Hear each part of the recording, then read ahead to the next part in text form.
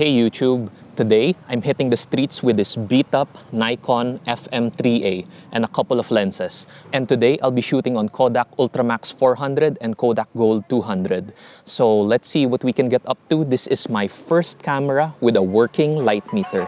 Let's go.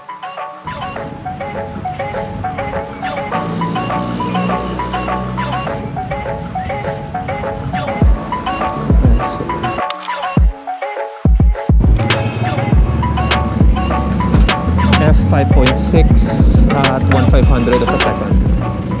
Okay, so this is my not so new camera. Well, I got this off of a really talented photographer here in Baguio. I got the Nikon FM3a for a sweet deal of 3,500 pesos or around 70 bucks. I really wanted this camera because it was one of the final full mechanical film SLRs that Nikon made. It's still pretty functional, although it's a bit beat up. This is my first film camera with a working light meter. I originally have a Nikon F2AS and its light meter is broken. So what is wrong with this camera? Okay, well, first and foremost, it's really beat up. The cosmetics are shot. It looks like it had one too many drinks and fell off the damn mountain. So the leather is peeling, the paint marks are fading. The major concern, of course, is the broken film counter. And as you can see, the film rewind crank also is very loose. But those are very minor issues. I don't mind shooting with a broken film counter as long as the internal mechanics of the camera is totally fine. And as you can see with some of the images, it turned out pretty well. So yeah, the owner also painted over the Nikon logo, which I am in the process of trying to remove, but that's okay.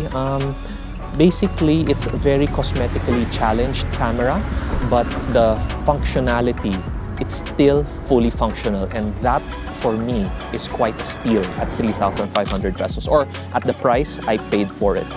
Okay, so let's talk about the lenses that I'm using for today's video. So the lenses I'm using for today's video is the budget Nikkor 50mm f2 AI lens. So I got this lens also for pretty cheap, around the same price as the camera body, which was in very, very good condition.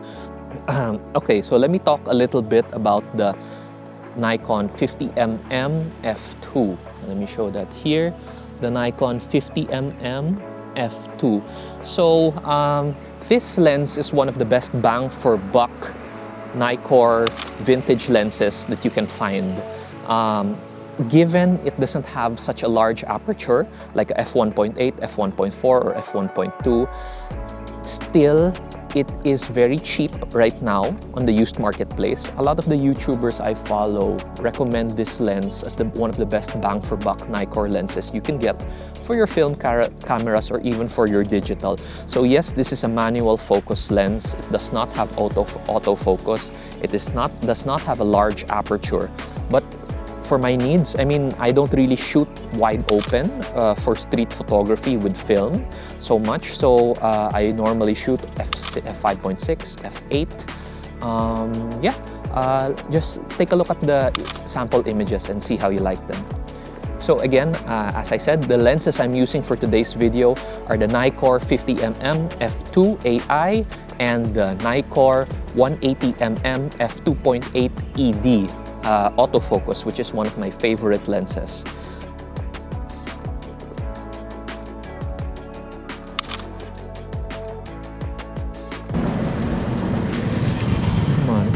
As I said, I'm shooting today's video on both Kodak Ultramax 400 and Kodak Gold 200 for this POV.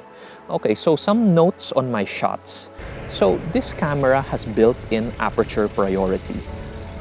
I was using it a lot and I found out that I was trusting the light meter a little bit too much.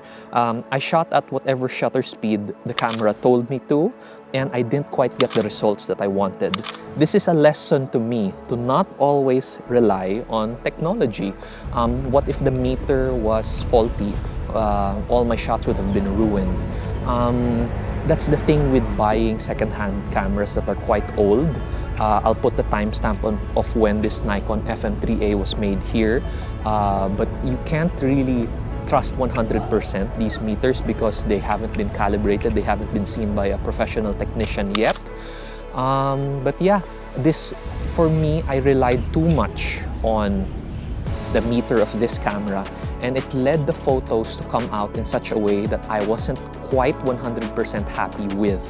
So this is a lesson for me to maybe use the meter only as a reference point, and to maybe second guess the meter, to double check always with my phone app meter just to see if it's reading the exposure scene or it's reading the scene correctly. So I also realized another problem I had with when shooting the Nikon FM3a for this video. I realized that I was going too fast. I wasn't slowing down and thinking about my shot. I wasn't being deliberate with my shots. I got confident that my camera's light meter would do the work for me. So I was just hunting for subjects that I found interesting. I should have shot more purposely for this one. I should have tried to put more thought behind my shots as well. I went through 2 rolls of film pretty quickly with this trigger-happy approach, and I'm going to try and slow down next time. What I really enjoyed about my first POV with my Nikon F2AS is I really took the time to measure the scene with the app. I really slowed down, and I made my shots more purposeful and deliberate. So this is something I didn't do with the Nikon FM3a. I was really just trigger happy with the shots that I took for this POV. Another field note for this POV is I also realized that I wasn't getting as close to my subjects as I wanted to. I'm still a little shy to get up close and personal with who I'm taking photos of. It might be my awkwardness, or it might also be my want for social distancing because of the pandemic, but that's why I brought along my 180mm. But for my next videos, I am going to try to get as close as possible to my subjects, to be where the action is, to be part of the scene, to bring my photo as close to the scene as possible in order to show the viewer to give the viewer a semblance of what it must have been like. Also, speaking of the 180mm, my 180mm f2.8, one of my favorite lenses, I made a previous video on this. I noticed that most of my shots with the 180 were a bit out of focus. So since this is a 180mm lens, I always tried setting my shutter speed to be faster than the lens's focal length. If the focal length for this lens is 180mm, I tried shooting at 1/250, 1/500, 1/1000 or above. Okay, what else can we say about this camera and the video? I enjoyed it. I went a little bit too fast for this video. I trusted the camera's light meter a little bit too much. I need to slow down, make my shots more deliberate and purposeful, and I really need to take time to be in the scene. I need to get a little closer to my subjects, and I need to put more soul into my photos. So yeah, I am enjoying shooting film so far. It's a totally different process. It's teaching me a lot of fundamentals. A lot of the fundamentals that I didn't give much importance to, I am revisiting with film, and I think it's helping my digital photography out a lot.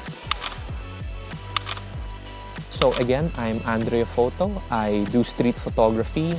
I shoot on both digital and film here in Baguio City in the Philippines. Please if you like the content I make, like, share, and subscribe. It'll help the channel out a lot. You can also follow me on Instagram here. Now that the world, or now that the city that I live in is slowly opening up to tourists and opening up to the world again, despite the pandemic, I would really love to do more photo walks with other photographers from around the Philippines or around the world. So if you're ever in my part of town, if you're ever in my part of the Philippines, please don't be shy. Hit me up on Instagram, send me a DM. I'd be happy to do a photo walk, hit the streets with you, make connections, see more photographers out there. So again, this is Andreo Photo, and I will see you guys in the next one. Peace out.